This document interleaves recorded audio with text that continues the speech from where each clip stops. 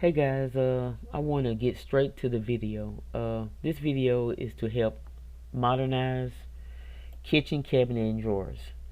My house was built in 2005, but my kitchen cabinets and the drawers in this kitchen seem to be much earlier. The style seems much earlier than 2005. So I looked on the internet, I watched YouTube videos, and I couldn't find anyone out there who has updated this type of cabinets and drawers. So uh, I've seen videos where everyone was using the hobby boards, crafting boards. Uh, I purchased my hobby boards at Home Depot. So this video starts with me showing you my first drawer that I updated. And so I cut out the hobby boards to make sure that they were the exact length of the drawer. So I measured it out and cut two pieces and put one at the top of the face of the drawer and one at the bottom of the face of the drawer.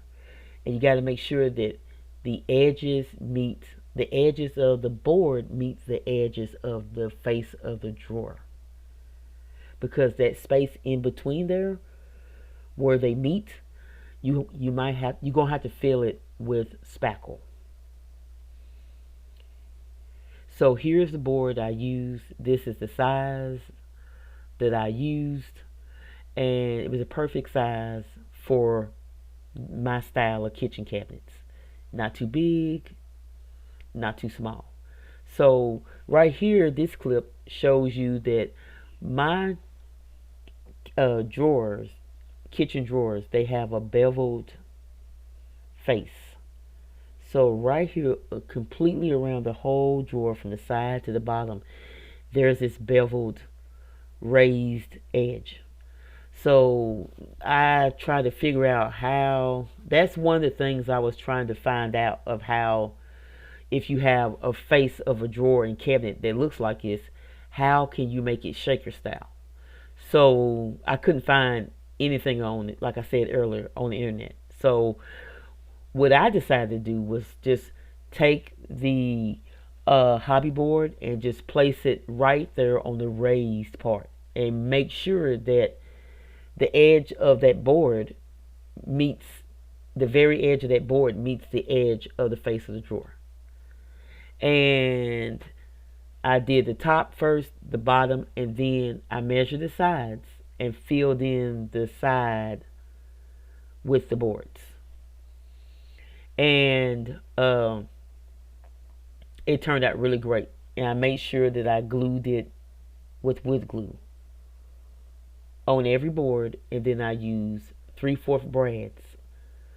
So once I placed the glued hobby boards down, after I measured them and placed them on the drawer, I waited about 30 minutes till the glue got tacky, and then I was able to use brads, 3/4 brads, to nail it down.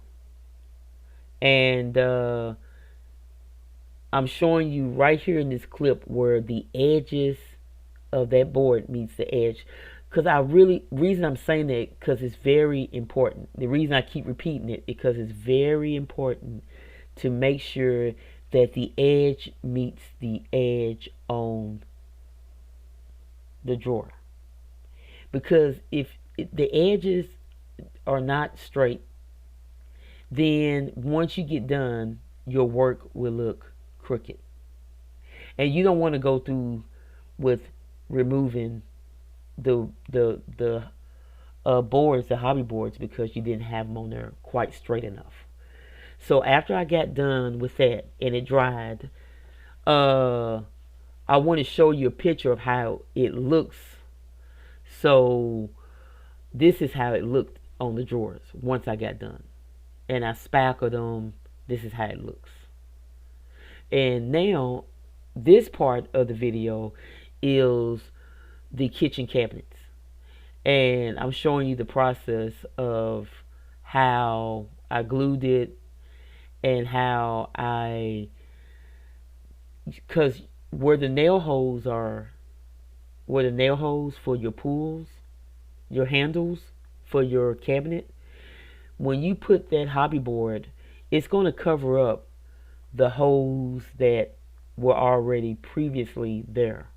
So you're going to be able to make newer holes when you drill it. After you hang the cabinets, you don't have to, you're not going to be able to use the same holes. I mean, you could, but you can rearrange where you want your handles or your pulls to be. So it's going to cover it up, but that's fine. You can just measure it out, figure out what pulls you want, what size pulls you want, and where the center hole will be.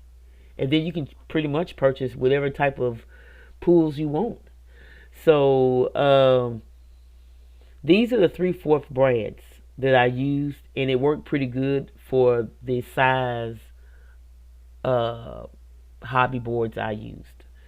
And so you see how the board moved a little bit, the hobby board? I brought it right back out to the edge. It's very important when you're doing this kind of work. You want to make sure that your work is very neat. And whatever seam that you see where your hobby boards meet, you want to make sure you fill those in with spackle also. And then once it dry, just sand it out so you won't see the seams. Right here is where I spackled that space I was telling you earlier. Because if the boards, if the cabinet and the drawers didn't have that beveled edge on the face, and it was just flat, I probably wouldn't even have to use spackle. But that's the most difficult part about this job. It's not difficult, it's just you need patience when you spackle in these spaces to give it a finished look. And right here you see where it's very smooth. You want smooth, a nice finish, because after you sand it down, I use a manual sander and an electric sander. And when you sand it, go in one direction. Don't go back and forth. Just go in one direction. And that will help get it more smooth. If you sand it down too low and it's not even, you have to re-spackle it. Add more spackle to it. Let it dry. And then try to sand it down as smooth as you possibly can. And this is how it looks after I spackled and it dried and I sanded. And I really had a great time doing this job. It was fun. It took a little patience when it came to spackling, but it was well worth it in the end. So thanks guys. Thanks for watching my video. Bye.